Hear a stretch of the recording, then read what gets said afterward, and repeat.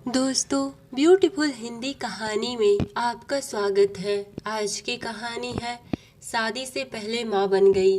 इस कहानी के सभी पात्र और घटनाएं काल्पनिक हैं। ये कहानी आपके मनोरंजन के लिए लिखी गई है।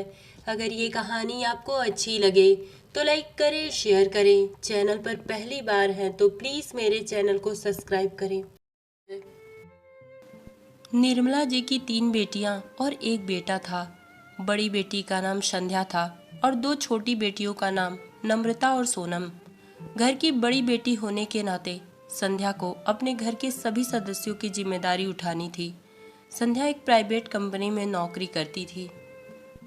कुछ ही दिन पहले निर्मला जी के पति सुभाष का एक लंबी बीमारी के कारण देहांत हो गया था।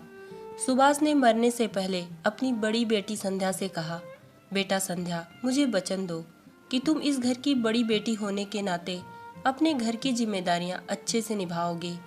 नम्रता और सोनम की शादी और अपने भाई शिवम की पढ़ाई पूरी होने के बाद ही अपना घर बसाओगी। संध्या ने रोते हुए अपने पिता सुभाष जी से कहा, ठीक है पापा, अब चिंता मत करिए, मैं ऐसा ही करूंगी।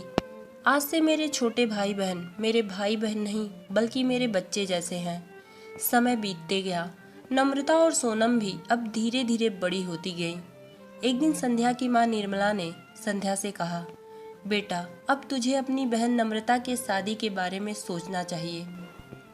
संध्या ने अपनी माँ निर्मला जी से कहा, ठीक है माँ, पर पहले घर का लोन पूरा हो जाए तभी शादी के बारे में सोचेंगे, क्योंकि इस घर के लोन की वजह से मैं पहले से ही ओवर टाइम कर रही हूँ। निर्मला जी ने कहा, हाँ बेटा, तू सही कह रही है, पर तू कहे तो कहीं से हम कर्जा ले लें, क्योंकि कब तक हम बेटियों को घर में बिठाकर यूं ही रखेंगे। आखिर एक न एक दिन इनकी शादी करनी ही है। संध्या घर की जिम्मेदारियां संभालते संभालते और लोगों की फरमाइशें पूरी करते करते एकदम थक चुकी थी। इसलिए उसने झुझलाते हुए अपनी माँ से कहा, ठीक है माँ, जैसा तुम ठीक समझो। माँ निर्मला ने कुछ दिन बाद अपनी बेटी नम्रता की शादी तय कर दी और कुछ दिन बाद नम्रता की शादी भी हो गई। नम्रता की शादी के 6 महीने बाद ही सोनम ने अपनी माँ से कहा, माँ, अब तो नम्रता दीदी की शादी हो गई है। मैं भी एक लड़के से बहुत प्यार करती हूँ, आप मेरी शादी उससे करवा दीजिए। बड़ी बहन संध्या वहीं पर बैठी हुई ये बातें सुन रही थी। उसने अपनी बहन सोनम से कहा, सोनम, अभी तेरी शादी नहीं होगी, क्योंकि अभी मेरे सर पर बहुत कर्जा है। अभी कुछ दिन पहले ही नम्रता की शादी हुई है और घर का लोन भी अभी पूरा नहीं हुआ। सोनम ने गुस्से में कहा, आप सबको मेरे लिए ही पैसे कम पड़ते हैं। मैं कुछ भी कहती हूँ तो आप सब मना कर देते।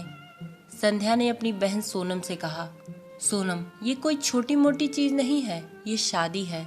शादी बहुत बड़ी जिम्मेदारी होती है।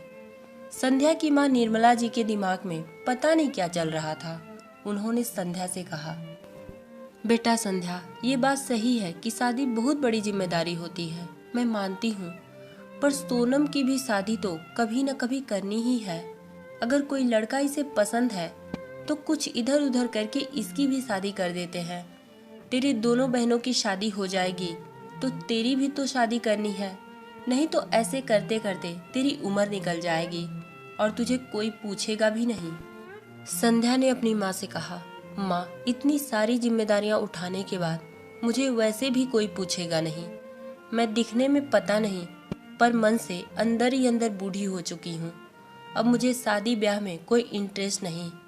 ठीक है, आपको सोनम की शादी करनी है तो कर लीजिए, मैं कुछ व्यवस्था कर लूँगी। यही कहकर संध्या ऑफिस चली गई। संध्या जब ऑफिस गई तो उसके ऑफिस में उसी के साथ उसकी सहेली भी काम करती थी। उसने संध्या से कहा, क्या बात है संध्या, आज तू बहुत उदास लग रही है। संध्या ने कहा, हाँ, वैसे ही थोड़ी तबीयत ठीक नहीं है। संध्या की सहेली ममता ने संध्या से कहा, नहीं संध्या, कोई न कोई बात तो है, तू मुझे बता। संध्या ने फिर कहा, ऐसी कोई बात नहीं है। ममता ने संध्या से कहा, संध्या, तू बुरा न मान तो मैं तुझसे एक बात कहूँ। संध्या ने कहा, हाँ हाँ बता, क्या बात है। ममता ने कहा, संध्या, जब मैं कुछ दिन पहले मायके गई हुई थी तो तू एक दिन मेरे घर आई थी। तो मेरे भाई ने तुझे देखा और एक ही नज़र में उसने तुझे पसंद कर लिया है। वो तुझसे शादी करना चाहता है। संध्या ने कहा, नहीं ममता, पर मैं शादी नहीं कर सकती क्योंकि मेरे ऊपर बहुत सारी जिम्मेदारियां हैं और अब तो मेरी छोटी बहन सोनम की भी शादी तय हो गई है। उसकी भी शादी की तैयारी करनी है और मेरा छोटा भाई शिवम, वो इंजीनियरिंग कर रहा है, उसकी भी पढ़ाई पूरी करवानी है और इन सब कामों के लिए मैंने लोन लिया है। ममता ने कहा, संध्या, अपनों के बारे में सोचने के साथ साथ थोड़ा खुद के भी बारे में सोच लिया कर, नहीं तो एक दिन ऐसा समय आएगा कि वही अपने तुझे ठुकरा देंगे और तू कहीं की नहीं रह जाएगी। संध्या ने कहा, हाँ, पर क्या करूं? पापा को जो वचन दिया था वो तो पूरा करना ही है। ममता ने गुस्से में कहा, संध्या, तुझे समझाना बेकार है। तुझ जैसे लोग ही एक दिन ऐसे खाई में गिरते हैं और उठना उन लोगों के लिए बहुत मुश्किल हो जाता है। अच्छा ठीक है, मैं चलती हूँ, तू बैठ के ओवर टाइम कर। ऐसे ही समय बीत गए। कुछ दिन बाद संध्या की बहन सोनम की भी शादी का दिन आ गया। संध्या की बहन सोनम की जिस दिन मेहंदी की रस्म थी, संध्या ने उस दिन भी अपने ऑफिस से छुट्टी नहीं लिया था क्योंकि वो मजबूर थी। एक दिन की भी छुट्टी लेती तो उसका नुकसान होता और ऊपर से ओवर टाइम। संध्या इंसान नहीं, काम करने वाली मशीन बन चुकी थी। पर जब वो ऑफिस से घर आई तो संध्या की माँ उल्टा संध्या को ही खरी खोटी सुनाने लगी। उन्होंने संध्या से कहा, संध्या, ये तुमने क्या तमाशा बना के रखा है? संध्या ने अपनी माँ से पूछा, क्या माँ, फिर से पैसे कम पड़ गए क्या? संध्या की माँ ने गुस्से में कहा, हाँ, मैं तो पैसों की ही भूखी हूँ। जब पैसे कम पड़ जाते हैं तभी तो तुम्हारे पास आती हूँ, और तो कोई काम नहीं है तुमसे। इतनी बड़ी कुर्बानी जो दे रही हो, तुम्हारी वजह से तुम्हारी दोनों बहनों की डोली उठी है। तुम्हारा भाई पढ़ाई कर रहा है। अपनी शादी से पहले तुमने अपने छोटे भाई बहनों के बारे में सोचा। मैं पूछ रही हूँ बेटा, क्या ये भी कोई अनोखी बात है? इससे पहले क्या दुनिया में ऐसा कभी नहीं हुआ होगा? जिन बच्चों के माँ बाप इस दुनिया से समय से पहले ही मर जाते हैं, उनके बड़े भाई बहन छोटे भाई बहनों का सहारा बनते हैं, उनका ख्याल रखते हैं। संध्या ने अपनी माँ से रोते हुए कहा, माँ, मैंने कब ये सब करने से इनकार किया है? मैं भी तो अपनी जिम्मेदारियां पूरी कर रही हूँ ना। निर्मला जी ने कहा, तो बेटा, तुम्हारा ये रवैया मुझे समझ में नहीं आ रहा। पड़ोस वाले तरह तरह की बातें बना रहे थे। वो लोग कह रहे थे कि इनकी बड़ी बेटी इतनी दुखी है कि अपनी बहन की मेहंदी में भी रुकना उसने सही नहीं समझा, क्योंकि उसकी माँ उसकी शादी न करके उसके छोटी बहन की शादी कर रही है। मेरे लाख मना करने के बावजूद भी तुम आज ऑफिस चली गई। किस किस का मैं मुंह बंद करूं? संध्या ने कहा, माँ, आपको तो पता है कि मैं ओवर टाइम कर रही हूँ, छुट्टी नहीं ले सकती, मेरा नुकसान होगा। शादी के दिन तो मैंने छुट्टी लिया है ना। अब लोग क्या कह रहे हैं, कहाँ तक मैं लोगों के हिसाब से चलती रहूंगी? कभी आप लोगों के हिसाब से चलूं तो कभी लोगों के हिसाब से चलूं। सबके हिसाब से चलते चलते मैं इंसान नहीं बल्कि एक कठपुतली बनकर रह गई हूँ। आप लोगों ने एक गिलास पानी तक नहीं पूछा, आते ही मुझे ये सब सुनाने लगे। किसी तरह संध्या की छोटी बहन सोनम की भी शादी हो गई। एक दिन की बात है, संध्या के लिए ममता के घर वाले रिश्ता लेकर आए। संध्या की माँ को जब ये बात पता चली कि संध्या की सहेली ममता का भाई संध्या को पसंद करता है, तो निर्मला जी ने साफ मना कर दिया। उन्होंने कहा, नहीं, अभी संध्या की शादी नहीं करनी है। यही कहकर उन्होंने उन लोगों को वापस भेज दिया। संध्या शायद कहीं गई हुई थी। संध्या जब घर आई तो ये बात उसे पता चली।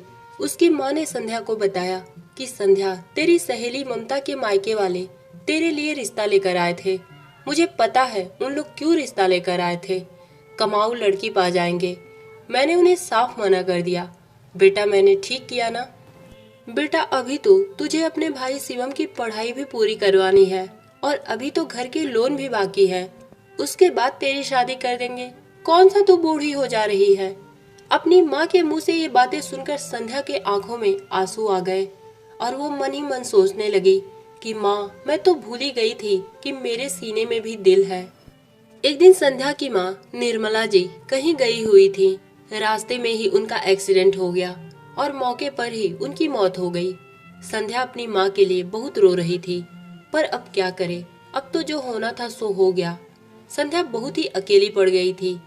एक दिन फिर ममता अपने भाई को लेकर संध्या के ऑफिस आ गई और उसने कहा, मेरा भाई तुझसे इतना प्यार करता है और तू है कि घर की जिम्मेदारियां पूरी करने में लगी है। पर अब तो तेरी सारी जिम्मेदारियां पूरी हो गई हैं और तेरे भाई की पढ़ाई भी हो गई। अब तो तू मेरे भाई रवि से शादी कर ले। इसने अभी तक शादी नहीं की क्योंकि ये तुझसे बहुत प्यार करता। संध्या ने बहुत कुछ सोचा और वो रवि से शादी करने के लिए तैयार हो गई। संध्या जब अपने घर गई तो फोन से अपनी दोनों बहनों और भाई शिवम को ये खुशखबरी सुनाई, पर वो लोग संध्या की शादी की खबर सुनकर खुश नहीं हुए। संध्या की बहनों ने तो संध्या से कहा, दीदी आप तो बूढ़ी घोड़ी लाल लगाम लगती हो, अब आप क्या शादी करोगी। और भाई शिवम ने कहा, दीदी आप शादी कर लोगी तो ये घर तो आपका हो जाएगा, क्योंकि इसे तो आपने ही खरीदा था, तो हम कहाँ रहेंगे। संध्या अपने भाई बहनों की ऐसी बातें सुनकर एकदम टूट चुकी थी और उसने रोते हुए कहा, मुझे ना तो ये घर चाहिए और ना ही तुम जैसे भाई बहनों का साथ। मैंने इतनी जिम्मेदारियां उठाई, माँ और बाप बनकर तुम लोगों का साथ दिया, फिर भी तुम लोगों ने मेरे बारे में एक बार भी नहीं सोचा कि मैं भी इंसान हूँ, मेरे सीने में भी दिल है। यही कहकर संध्या अपने घर से ममता के भाई रवि के साथ चली गई। तो दोस्तों, ये कहानी आपको कैसी लगी कमेंट में बताइएगा। धन्यवाद।